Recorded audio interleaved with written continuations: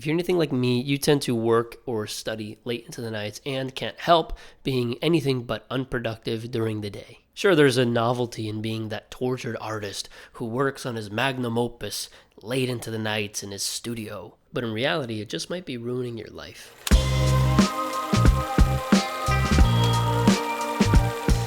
But I've been able to turn that around for myself, and for the past 2 months, I've been waking up at 4 in the morning every single day. And here are 4 things that help me do that. You might want to stick around to the end because the last one's the most important. Tip 1, redefine what an alarm is to you. I kind of stumbled across this accidentally. I got myself an Apple Watch, the SE, is the cheapest one that they have, and there is an alarm setting on there. You can have an alarm where it vibrates and plays very soft music. I'm a deep sleeper, and if I have a soft alarm going off, even a normal alarm, I might sleep through it and I'll be late to whatever I need to do, or I'll wake up later than I want, and it's just the worst thing it's just the worst feeling in the world. Normally when I have things to do, I just put the alarm on, the really loud, obnoxious because that's what would shock me awake. I would just be sweating and panicking waking up, but I was up and I was awake and I could get my day started. And that was the worst way to start my day. And I did that for well over a year at one point because of how varied my schedule was on a day-to-day basis. I never had a regulated circadian rhythm, but the wristwatch was really nice. It's like a gentle nudge, and that was a huge game changer for me. But another thing that really helped, and my buddy Eros told me about this, was having a smart light turn on and light up your room as an alarm. So it should be going on any minute. The automatic time is for a couple seconds from now. Automatically. So that's a huge thing. It changed the way that I wake up and I get my day started, and it makes me not angry about the idea of waking up in the morning. It doesn't make me frustrated about getting out of bed.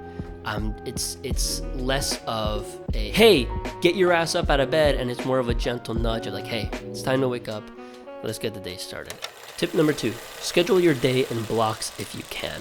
I absolutely hate having hour-by-hour schedules. There's something about a well blocked out and precise schedule of tasks to be done within 15-minute, 30-minute increments, even hour increments, hour by hour, with a specific time allotted to it that just really stresses me out and overwhelms me. And if I am 5 minutes late to one thing and I'm backed up the whole day, by 5 minutes, all of a sudden I feel really stressed and overwhelmed and I just want to shut down mentally.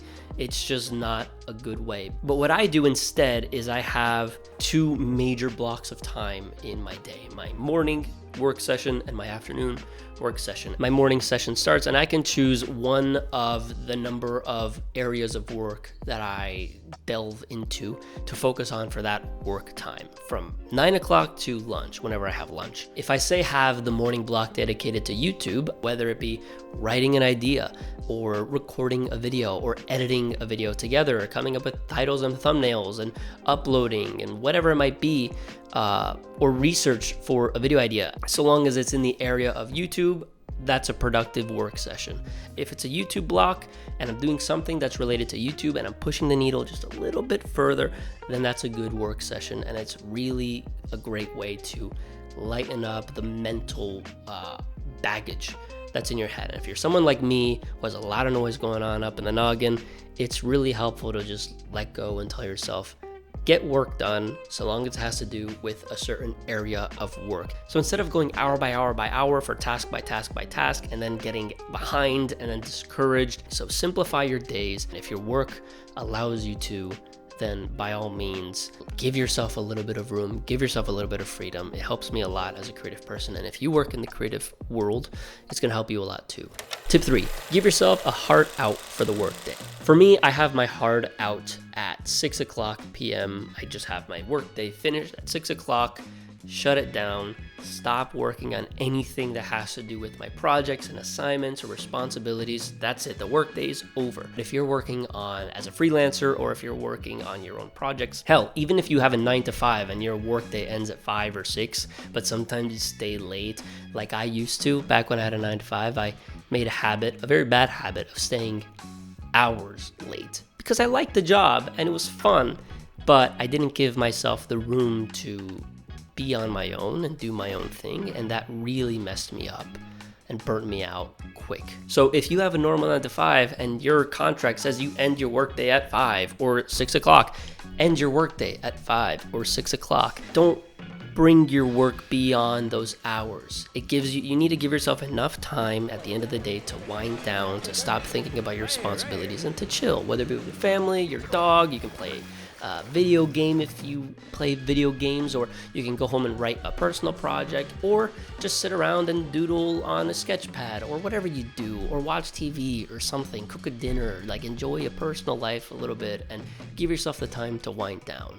Because again, if you're a night owl, it's likely that your mind is racing too much and you can't shut your eyes and go to sleep, so you stay up and you work. Give yourself at least a couple hours where you don't have to work, and eventually your brain is going to start to quiet down a little bit. Have a hard out for your schedule, and once that time crosses, you do not pass that time to do any more work. You put the pencil down and you get out of your studio, you get out of the office, or you close your laptop for the day.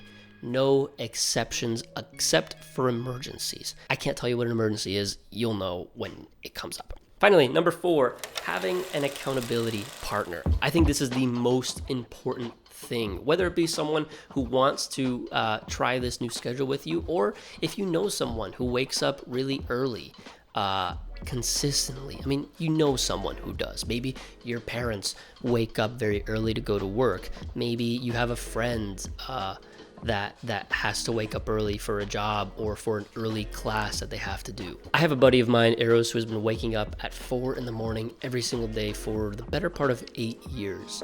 And he's been getting a good workout in every day and getting work done throughout the whole day. Very disciplined, very strict with his routine. And what we do is we run at least 3 times a week. Tuesday, Thursday, and Saturday from 40 minutes to an hour. We run 2 miles and then we walk back 2 miles. Gotta run in with Eros. There's a split in the space-time continuum. Literally. In the sky. And then we have a tea, hang out, chill, and then I go home, and then I get my day started.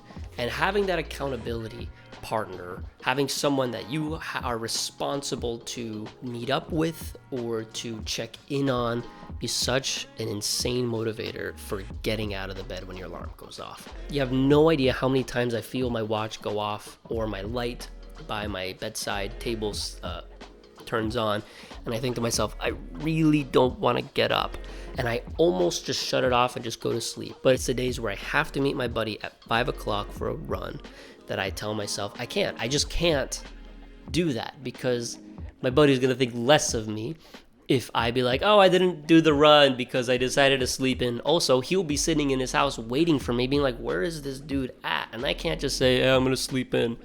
That's lame, and it puts a lot of pressure on you, positive pressure, to actually get up. Having someone that you're responsible to meet up or check in on is a huge benefit and a huge asset in waking up early. So whoever it might be, find that accountability partner for you. Now, here's a final bonus tip for those of you who stuck around to the end. Thanks for sticking around to the end. And this isn't something that I learned until after I've implemented my early bird routine. Are you ready for this? Are you ready? You have to stop convincing yourself that you are a night owl. It's easy to tell ourselves the lie that, oh, I just naturally a night owl and I'll never be an early bird and da-da-da-da-da. I'll never be an early bird and I'll just stick to the shadows and I'm Batman. I'm Batman. He's literally me. I am Batman. I'm vengeance. That's cool and all, but at the end of the day, we are incredibly adaptive animals. We adapt so much to our environment, especially psychologically. And so with a little bit of effort and a little bit of discomfort, you stick with it, a habit can really form and change your life forever.